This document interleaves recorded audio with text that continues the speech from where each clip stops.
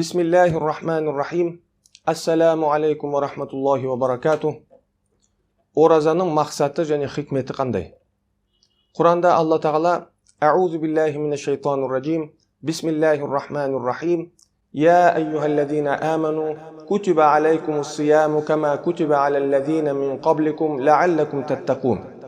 Сендерден бұрынғыларға парыз болғаны сияқты, сендерге де осы ораза парыз етілді. Не үшін? Тақуалыққа ұмтылуларыңыз үшін, тақуа болуларыңыз үшін. Аяттағы мин қабликум сөзі, яғни Бани Исраил деген сөз. Бани Исраил халқына сіздерден бұрын ораза парыз етілген деген сөз. Бақара сүресіне қарайтын болсақ, Бақара сүресінің алдыңғы бірінші жартысында Алла субханаху ва тағала осы Бани Исраилдердің ораза ұстағанымен олардың тақуалыққа ұмтылмайтындары, тақуа болмағандары, осы себептен Алла тағаланың ашуына ұшырағандары, және де Алла тағаланың қаһарына ұшырағандары туралы айтылады. Сонда біздер не үшін ораза ұстаймыз? Біздің оразамыздағы асыл мақсат, бізде берілген осы парыздың асыл мақсаты біздердің тақуалыққа жетуіміз, тақуа болуларымыз үшін ораза ұстаймыз. Болмаса біздер бұрынғы өткен Бани Исраилден ешқандай айырмашылығымыз қалмайды. Осыған байланысты пайғамбарымыз саллаллаху алейхи вассалам хадистердің бірінде «Мән ләм яда қауля зури вәл амала бихи фәләйса лиллахи хаджатун фи ан яда таамуху ва шарабу».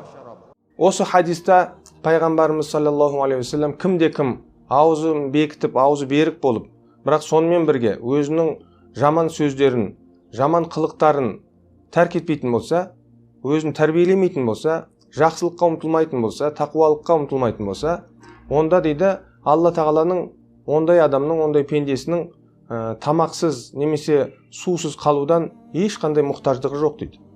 Міне осымен біздің асыл мақсатымыз оразада өзіміздің мінез құлығымызды, өзіміздің көзқарастарымызды түзетіп, жақсы адам болуға ұмтылуымыз.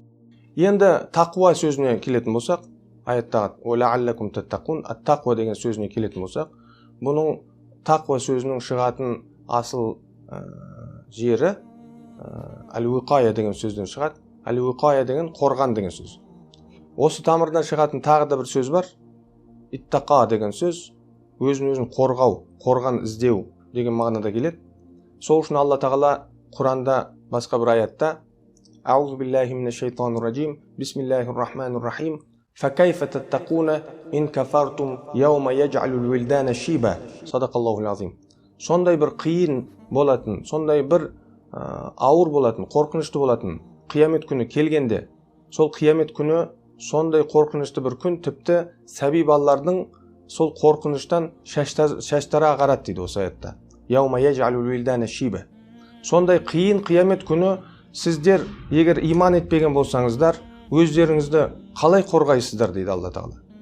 Демек, ат-тақуа деген сөздің ең толық мағынасы осы өзін қорғау, қорған жасау деген мағынаны білдіреді. Мұсылман адам үшін ораза деген не?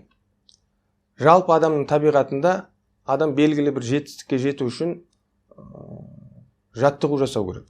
Белгілі жаттығудан өте барып, белгілі жетістікке жетеді. Ол тәжірибе, белгілі бір тәжірибені жинағаннан кейін, сол тәжірибе арқылы өзінің қалаған жетістігіне жеткен болады. Міне сол сияқты, мысал үшін бір профессионалдық бір спортшыны алатын болсақ, ол спортшы өзінің бір сондай бір жақсы үстем деңгейдегі бір жетістікке жету үшін көптеген жаттығулар жасау керек. Баста келген бетте жаттығу ауыр келеді, қиын келеді. Дегенмен бірте-бірте сол жаттығуның өзінің тәсіліне, өзінің тәртібіне үйренгеннен кейін жаттығу бірте-бірте жеңілдейді. Бұл жаттығу дегеніміз, жаттығу пікірі жалпы адам өзін белгілі бір қиын жағдайға соғады. Содан кейін соңында сол жаттығу арқылы өзіне тәжірибе жинап, белгілі бір өнерге ие болып, кейіннен өзі қалаған жетістікке жеткен болады. Енді мысалы әскерді алайық.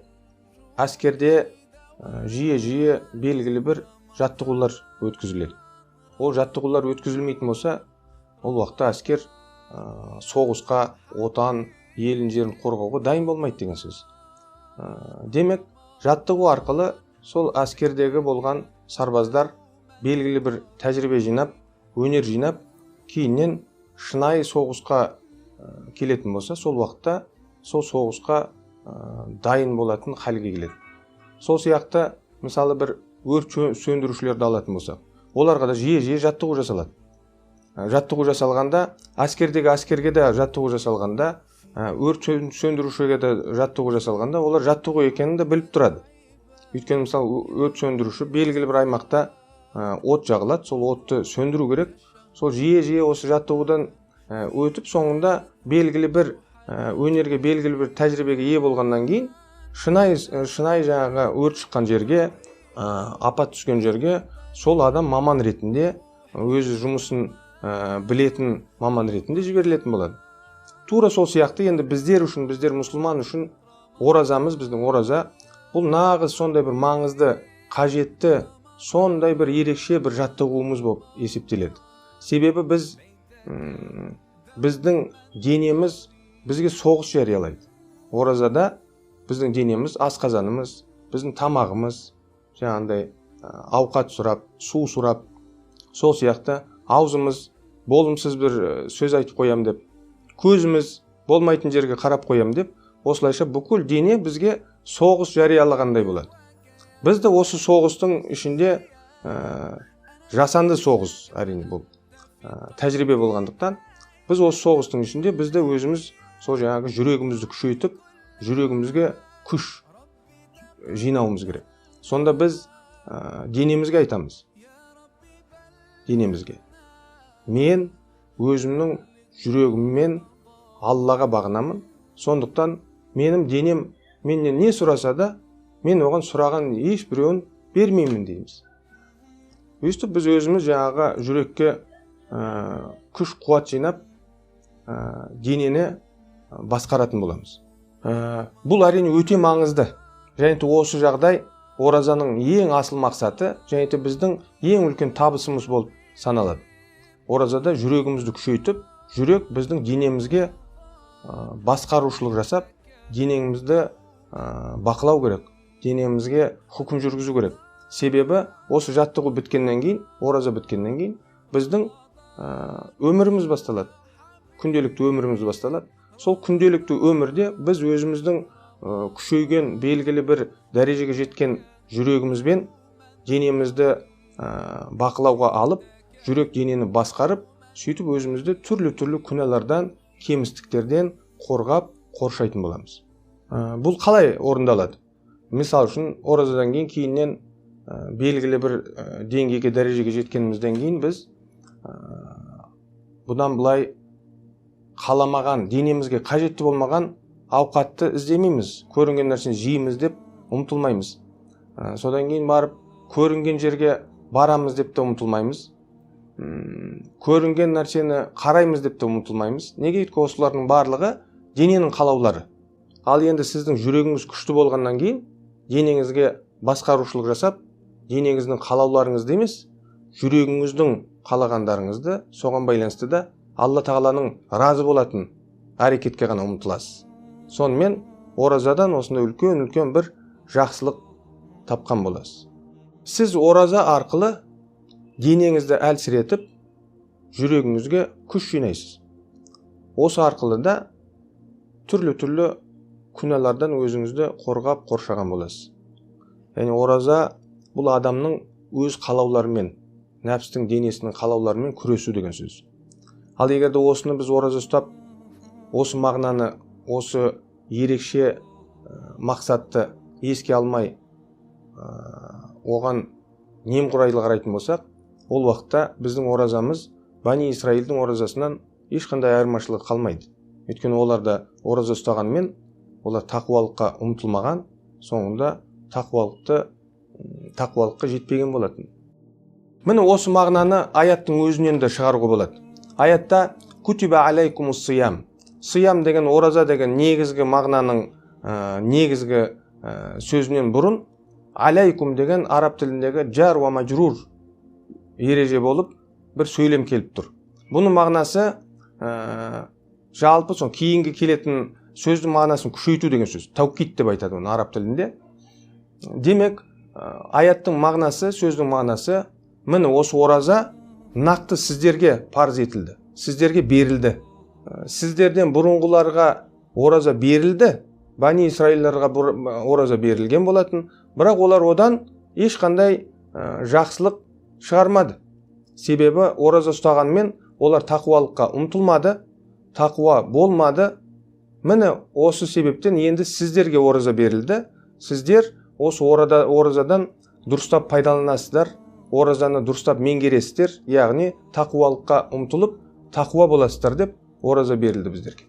Демек, оразамыз біздің оразамыз, бұл тек қана сахур, ифтар, ауызашарға дайындалу, қонақтарымызды күту, бір ай бойы жаңағындай оразамыздың барлығын реттеп, кім кімге барады, кіммен кездеседі деген сияқты онымен ғана шектелмейді. Әрине, бұлардың барлығы өте үлкен жақсылық, бұлардың барлығы да оразадағы ең үлкен талаптардың бірі.